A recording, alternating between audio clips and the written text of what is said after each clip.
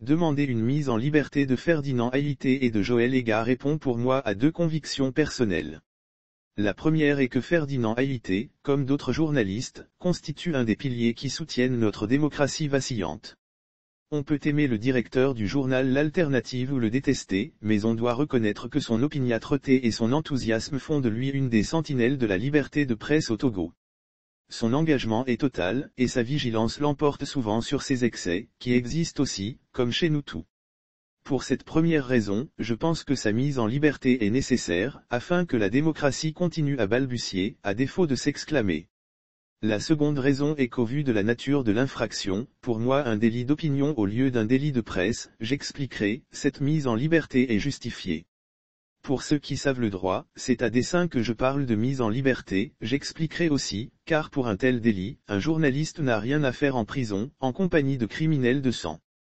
Il me paraîtra toujours inique que certaines personnes soient soumises à une détention préventive, pour des délits, en lieu et place d'un maintien en liberté, alors que des criminels économiques, qui ont été responsables de détournements, de perte d'emploi voire de décès indirects, ne sont pas inquiétés.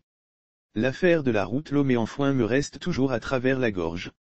Je pourrais bien entendu m'arrêter à cet appel, considérer que j'ai fait mon travail, comme beaucoup d'autres qui, dans une farandole de condamnations les unes les plus fermes que les autres, ont participé à la querelle médiatique.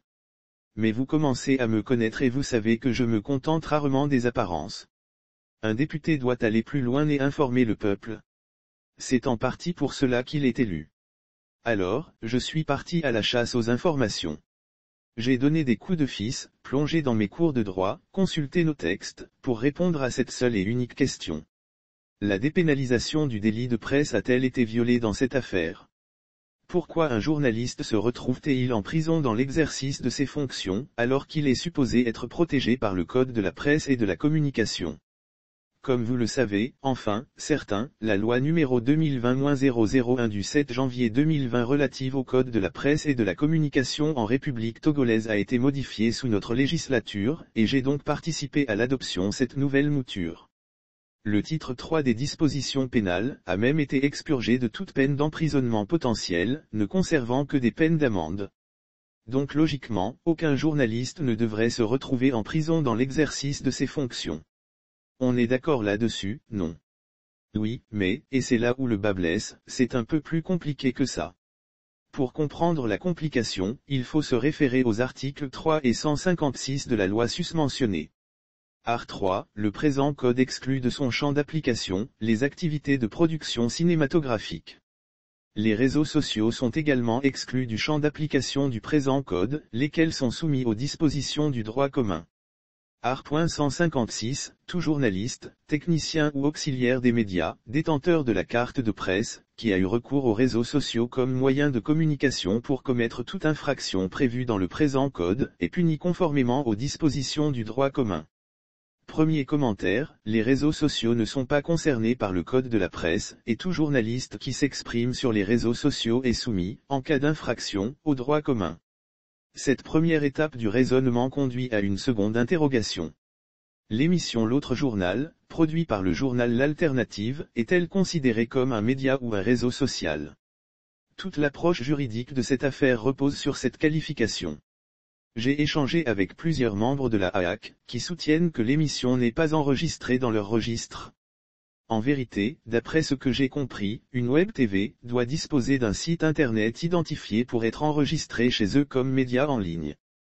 Conformément donc à l'article 3 du Code de la presse, toute émission diffusant sur YouTube, considérée comme un média social, ne saurait se faire enregistrer à la AAC. À vous de lire l'article 3 et tirer vos conclusions.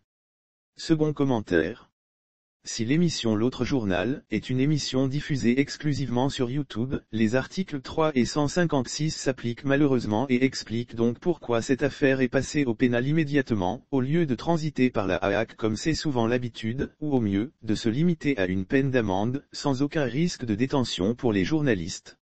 Je dois avouer que lors de l'adoption du Code de la presse par notre commission en fin d'année 2019, j'avais soulevé un certain nombre d'inquiétudes qui ont été retoquées par le ministre de la Communication de l'époque, au motif que cette loi avait fait l'objet d'une large concertation avec toutes les organisations de presse.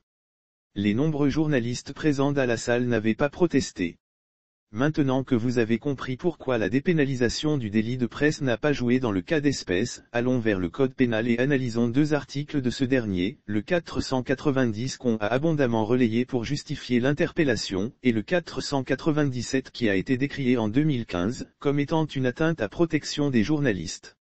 Article 490, constitue des outrages envers les représentants de l'autorité publique, le fait par parole, écrit, geste, image, objets ou messages enregistrés non rendus publics d'injurier ou à outrager dans l'exercice de ses fonctions ou à l'occasion de cet exercice un magistrat, un fonctionnaire public ou tout autre citoyen chargé d'un ministère de service public.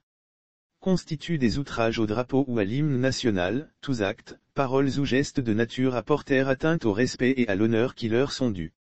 Article 497, la publication, la diffusion ou la reproduction, par quelque moyen que ce soit, de nouvelles fausses, de pièces fabriquées, falsifiées ou mensongèrement attribuées à des tiers lorsque, faite de mauvaise foi, elle trouble la paix publique, ou est susceptible de la troubler, est punie d'une peine d'emprisonnement de 6,06 mois à 2,02 ans et d'une amende de 500 000 à 2 millions de francs CFA ou de l'une de ces deux peines. L'auteur des nouvelles fausses visées à l'alinéa précédent est puni d'une peine d'1,01 à 3,03 ANS, d'emprisonnement et d'1 million à 3 millions de francs CFA d'amende ou de l'une de ces deux peines. Lorsque la publication, la diffusion ou la reproduction faite de mauvaise foi est de nature à ébranler la discipline ou le moral des armées ou à entraver l'effort de guerre de la nation, la peine est d'1,01 à 3,03 ANS, d'emprisonnement et d'1 million à 3 millions de francs CFA d'amende. Troisième commentaire, le procureur se serait fondé sur l'article 490 pour justifier l'interpellation des journalistes, et l'article 497 constitue le fondement juridique du mandat de dépôt, en attendant le procès, bien évidemment. Voilà donc pourquoi les journalistes sont aujourd'hui en prison, au lieu d'être protégés par la dépénalisation du délit de presse.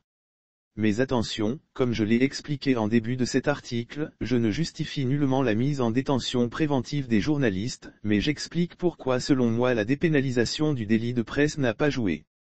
C'est aux avocats de déterminer les angles d'attaque. Je ne fais ici que de la pédagogie, sur la base des informations glanées ici et là.